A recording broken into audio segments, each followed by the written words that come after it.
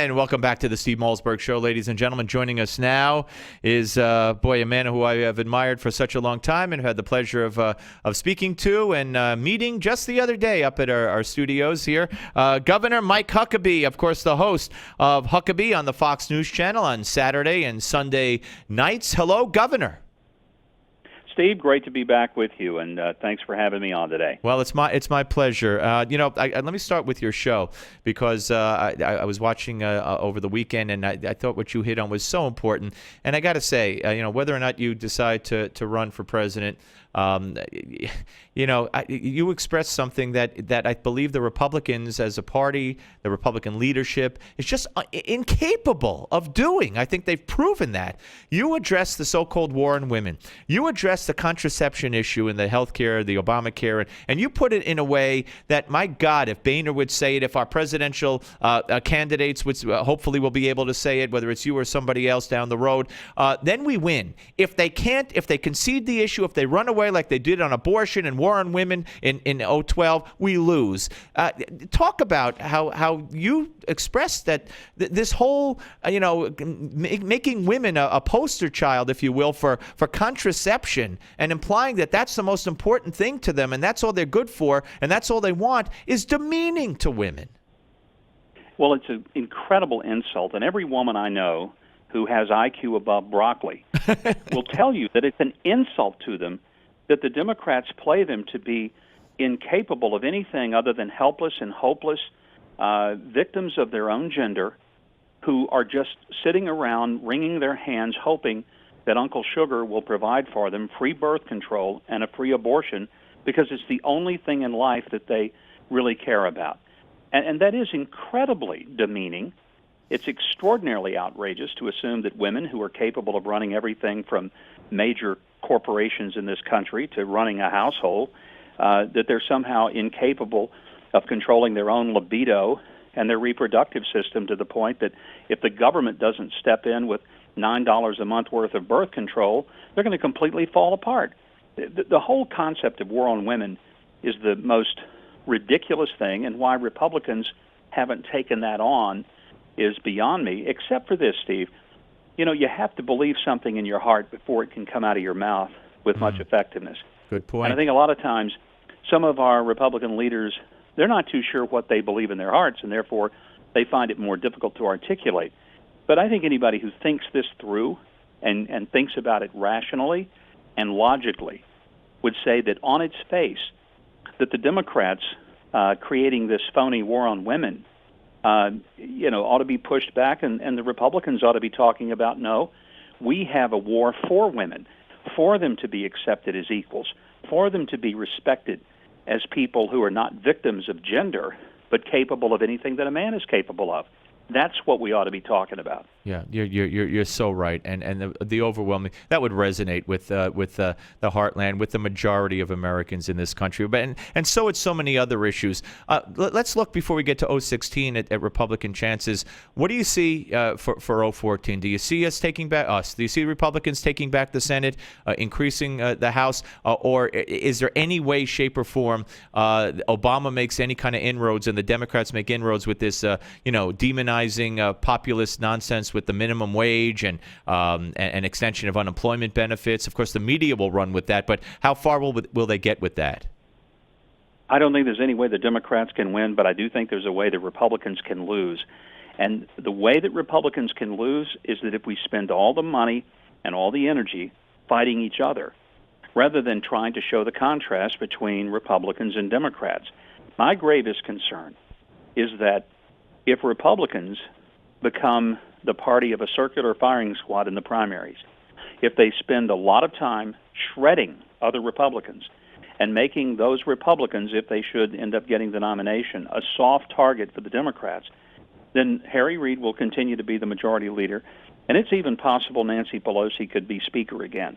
God help us all if that happens. You believe that the battle between Tea Party candidates and mainstream Republicans, or moderate Republicans, if you will, in the House could result in the Democrats taking it back in 2014? Well, I don't think that the real debate is between Tea Party and moderates. I mean, the fact is, if you look across the spectrum, there really isn't an incredible deal of ideological difference between anyone in the Republican Party in the House. You have people who have tactical differences. Right. But there's nobody in the House that supports Obamacare. Not one person. No, but I mean, I'm just curious of what you mean by the circular, the circular firing squad. Well, here's what happened. Yeah, it goes to tactics. In other words, a person says that if you vote for this procedure, then you're a rhino. Mm-hmm. Well, you may not be a rhino. You may be a person that recognizes that this particular bill isn't going anywhere, and so it's not going to be something. It's not a hill I'm going to die on. What I would say is that when Republicans start calling each other rhinos, when they accuse each other of not being pure enough, my question is this: who died and left anybody in charge of deciding singularly what the gold standard of conservatism and ideological purity looks like? I mean, by today's standards, Ronald Reagan would be a rhino because Ronald Reagan compromised on some things. Ronald Reagan, I think, made a disastrous mistake on the amnesty issue. But politicians can make mistakes, and it doesn't mean that somehow that if they're wrong 10% of the time, that we're going to treat them as if they are 100% my enemy. But Governor, let me ask you. I'm sorry, okay. but don't you think that the issues and the left and the Democratic Party, JFK wouldn't know this Democratic Party, despite they say Reagan wouldn't know this Republican Party. This Democratic Party and the president is a president who says no negotiation on the budget issue, whatever. I will not talk to you, and I have a pen, and I don't need Congress. And you see what his leftist policies are economically and overseas and everything else. I mean, so isn't it harder for the Republicans to say, okay, let's compromise with a left-wing ideologue like Obama and Harry Reid and Nancy Pelosi? Oh, you don't compromise on your core values and principles. And I think Republicans can be united in their opposition against Obama and a lot of the big spending that he wants to do. And they ought to be united in their opposition to the absolute disastrous foreign policy positions that he's taken. But that's my exact point, Steve. Republicans need to be focusing on their differences with Barack Obama, Hillary Clinton, Dick Durbin, Chuck Schumer, and Harry Reid and Nancy Pelosi, not the minute differences that you're going to find between, let's say, I'm trying to think of a couple of Republicans, maybe Paul Ryan versus pick a name, Well, yeah, like the McCain and Cruz or Peter King, and maybe that's not so minor, but I see what you're saying. Yeah, I mean, you've got some pretty big differences in some of those. Yeah, but the different factions, yeah. Right. In most of these guys, when it comes down to any of them support Obamacare? No. No. Do any of them think we ought to capitulate to Iran? No. No. Do any of them? I don't know of any of them that actually support abortion on demand. No. No. Now, I'm an unapologetic pro-life kind of guy. I don't want our party to move away from that. There are some voices in the Republican Party, frankly, that aren't as strong as me on that issue. I don't go around saying that they want to kill little babies. You see, I just don't think that does me any good because every Republican is closer to the life position than any Democrat I can think of who's in the House or the Senate right now. Right. So I see what you. It's all about rhetoric and the way with the way you say it. Let me ask you, Governor, what are your plans? I mean, I know you're doing extremely well with your show. I've heard reports that you're starting a media platform and all that kind of stuff, and I know you're always writing books and whatnot. But I mean, is it in you? Because it has to be in you. Do you want to be president of the United States?